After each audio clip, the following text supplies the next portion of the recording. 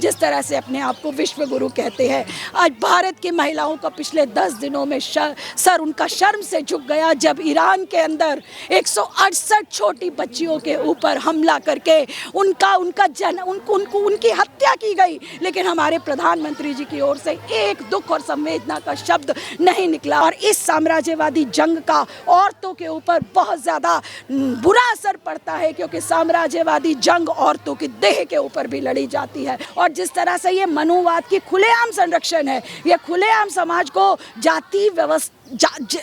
के आधार पर विभाजित करने के लिए अल्पसंख्यकों के ऊपर जिस तरह से ये हमले कर रही है, और आज देश के अंदर भीड़ तंत्र को जिस तरह की आज़ादी दी जा रही है, बजाय इस बात के कि कानून का शासन सर्वोच्च होना चाहिए। महिला दिवस आप लोग मना रहे हैं, क्या क्या डिमांड लेकर, क्योंकि आप हमेशा संघर्ष करती रही हैं सड़कों पर, आज क्या कहना चाहेंगे इस मौके पर? आज दिल्ली के विभिन्न महिला संगठन यहाँ पर इकट्ठे हुए हैं अंतर्राष्ट्रीय कामगार महिला दिवस मनाने के लिए। और ये दिवस केवल उत्सव का सवाल नहीं है। हम आज कुछ बातों को विशेष करके सामने रखना चाहते हैं। जिस तरह का आज माहौल है राजधानी दिल्ली के अंदर और पूरे देश के अंदर और दुनिया के अंदर, उस संदर्भ में हमने कुछ मुद्दों को आइडेंटिफाई करते हुए, खासकर प्रगतिशील महिला संगठन ने, हमने इस बात को आज राजधानी दिल्ली के अंदर उठाया है कि भारतवर्ष के अंदर साम्राज्यवादी नीतियों के चलते जिस तरह से महिलाओं के ऊपर लगातार हमले किए जा रहे हैं, जिस तरह से महिलाओं के ऊपर महंगाई की मार है, शिक्षा का निजीकरण किया जा रहा है, उसकी वजह से महिलाएं जिनके ऊपर भारत में पहले से ही वो पितृसत्ता से ग्रसित है और पिछले कुछ समय में लगातार मनुवाद की समर्थक नीतियों के चलते महिलाओं के ऊपर दमन और ज़्यादा तेज हुआ है। महिलाओं के ऊपर, दलित महिलाओं के ऊपर, अल्पसंख्यक महिलाओं के ऊपर उनको हिंसा का विशेष निशाना बनाया गया है। और साथ साथ महिलाएं किसी भी धर्म, किसी भी जाति, किसी भी मजहब, किसी भी सेक्ट की हो, महिलाएं भारत के समाज के अंदर दोहरे दर्जे की नागरिक है। और उनका दोयम दर्जा जिंदा रखने के लिए उनके ऊपर जिस तरह से पितृसत्ता का संरक्षण आज भारत की ओर से किया जा रहा है, उसका विरोध करने के लिए, क्योंकि राजकीय संरक्षण जिस तरह से पितृसत्ता को मिल रहा है, उसका नतीजा है कि आज महिलाओं के विवाह के अधिकार के ऊपर हमला हो रहा है। आज महिलाओं की पसंद की स्वतंत्रता पर हमला हो रहा है, जब वो अपनी पसंद की शिक्षा नहीं पढ़ पा रही हैं, क्योंकि शिक्षा इतनी महंगी हो गई है। शिक्षा का व्यवसायीकरण महिलाओं को उच्च शिक्षा से दूर करता है। आज महिलाओं के ऊपर महंगाई की मार के साथ साथ आज राजधानी दिल्ली के अंदर विशेषकर हम देख रहे हैं जगह जगह के ऊपर घरों को तोड़ा जा रहा है। आज राजधानी दिल्ली के अंदर हम देख रहे हैं दिल्ली की महिला के नाम पर दिल्ली के महिलाओं का जो बुनियादी अधिकार है, फ्री बस सेवा का अधिकार, दिल्ली के महिलाओं का अधिकार है सभी को राशन व्यवस्था के अंदर शामिल करने का अधिकार, उन तमाम अधिकारों के ऊपर चोट पड़ रही है, क्योंकि भारत सरकार भारत की महिलाओं पर साम्राज्यवादी नीतियां थोप रही है। इंडो यूएस डील के चलते राशन व्यवस्था के ऊपर और ज़्यादा हमला किया जाएगा, और जिसकी वजह से पहले से ही हम दिल्ली के अंदर देख रहे हैं कि बहुत सारी महिलाओं को राशन व्यवस्था से बाहर कर दिया गया है, और जबकि महिलाएं पहले से ही दोहरे दर्जे की है। आज सामंती समझदारी के चलते महिलाओं को अपने खाने खुराकी में पहले ही कटौती करनी पड़ती है। भारत की महिलाएं खून की कमी का बड़ी संख्या में शिकार हैं, और जब राशन व्यवस्था से महिलाओं को बाहर किया जाएगा तो उनके ऊपर खून की कमी और ज़्यादा बढ़ेगी। आज हम इस बात के ऊपर भी यहाँ इकट्ठा हुए हैं कि भारत के अंदर जिस तरह से बेटी बचाओ बेटी पढ़ाओ की बात होती है, भारत को जिस तरह से विश्व गुरु कहा जा रहा है, हमारे प्रधानमंत्री जी जिस तरह से अपने आप को विश्व गुरु कहते हैं, आज भारत की महिलाओं का पिछले 10 दिनों में सर उनका शर्म से झुक गया जब ईरान के अंदर 168 छोटी बच्चियों के ऊपर हमला करके उनकी हत्या की गई, लेकिन हमारे प्रधानमंत्री जी की ओर से एक दुख और संवेदना का शब्द नहीं निकला। लेकिन भारत की जनता, भारत की महिलाएं लगातार सड़कों पर उतरी हुई है इस बात को लेकर के कि ये जो साम्राज्यवादी जंग है, ये जो साम्राज्यवादी लुटेरे दुनिया के अंदर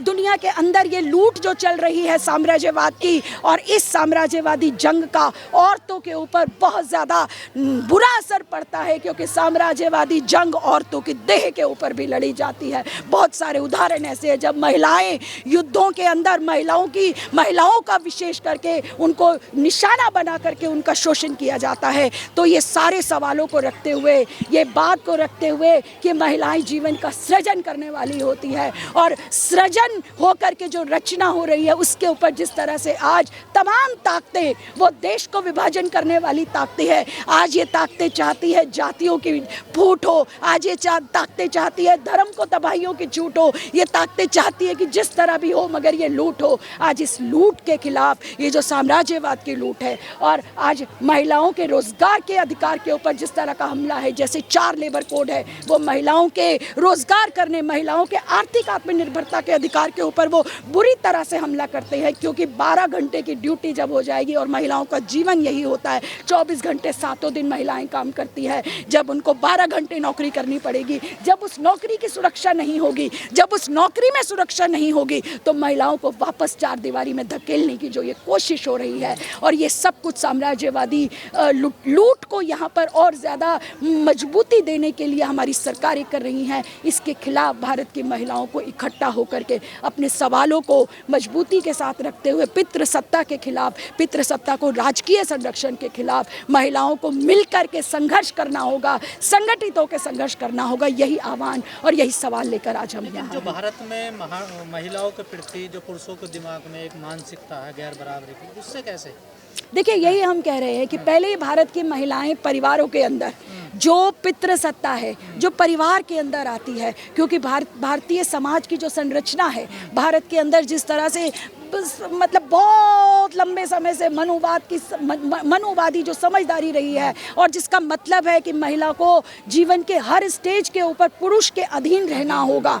इस बात से मुकाबला करने के लिए महिलाओं को असल में जो सामाजिक संरचना है, और जिस तरह से सरकारें इन नीतियों को मजबूत करती है, इस समझदारी को सरकार मजबूत करती है जब वो शिक्षा का निजीकरण करती है, क्योंकि शिक्षा से महिलाओं की पहुंच दूर होती है। इस समझदारी को मजबूत किया जाता है जब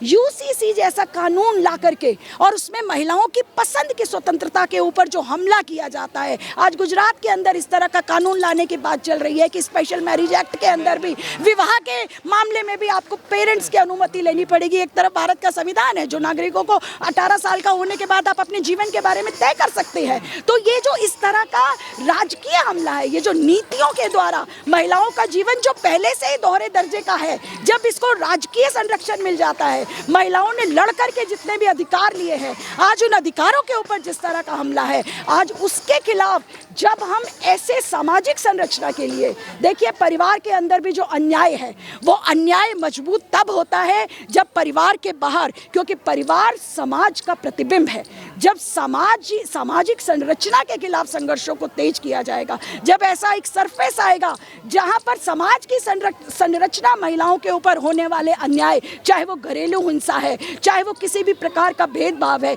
जब सामाजिक संरचना जिसके अंदर कानून निहित है, जिसके अंदर सरकार निहित है, जिसके अंदर शासन प्रशासन की नीतियां निहित है, जब वो संरचनाएं इस तरह की होगी जो महिलाओं पर होने वाली हिंसा की, महिलाओं के साथ होने वाले लैंगिक भेदभाव की पक्षधरता में नहीं खड़ी होंगी, तब महिलाएं और मजबूती के साथ वास्तविक बराबरी के लिए खड़ी हो सकती हैं। जब संविधान से देश चल रहा, संविधान का राज, तब इतना संघर्ष महिलाओं को करना पड़ रहा है, तो जब हिंदू राष्ट्र भारत बनेगा फिर क्या होगा महिलाओं के साथ? देखिए, बिल्कुल ठीक बात है। इतना यही हम बार बार कहने की कोशिश करते हैं कि महिलाओं को जो भी अधिकार मिले हैं वो भीख में नहीं मिले हैं। महिलाओं ने लड़के कुर्बानियां दे करके अपने हिस्से के अधिकार लिखवाए हैं, और आज जब इन अधिकारों के ऊपर हमला किया जा रहा है, महिलाओं के पास वास्तव में अपनी जिंदगी पितृसत्ता के खिलाफ, पितृसत्ता को बचाती हुई नीतियों के खिलाफ संगठित होकर संघर्ष के अलावा और कोई रास्ता नहीं है। वरना ये मौजूदा सरकारें जो सरकार की जो नीतियां और खासकर वर्तमान सरकार जिस तरह से ये आरएसएस की समझ रखती हुई सरकार है और जिस तरह से ये मनुवाद की खुलेआम संरक्षण है, ये खुलेआम समाज को जाति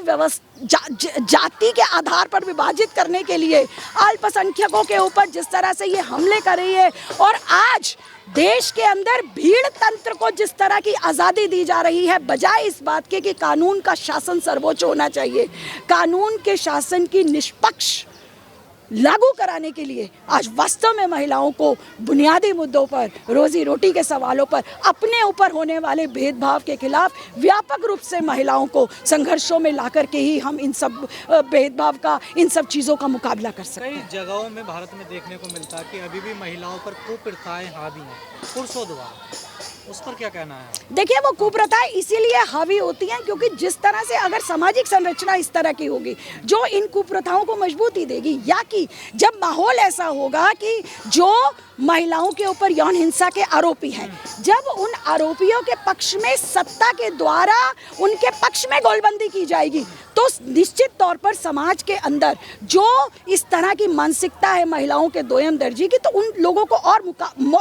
हौसला उनका बुलंद होता है। इसलिए ये ज़रूरी है कि आरोपियों के पक्ष में, महिलाओं पर यौन हिंसा के आरोपियों के पक्ष में जो सत्ता पक्ष के द्वारा गोलबंदियां होने दी जाती है, इसको रोक लगनी चाहिए और कानून के शासन की निष्पक्ष रूप से उसको लागू होने के लिए वो चीज़ों को गारंटी करनी चाहिए।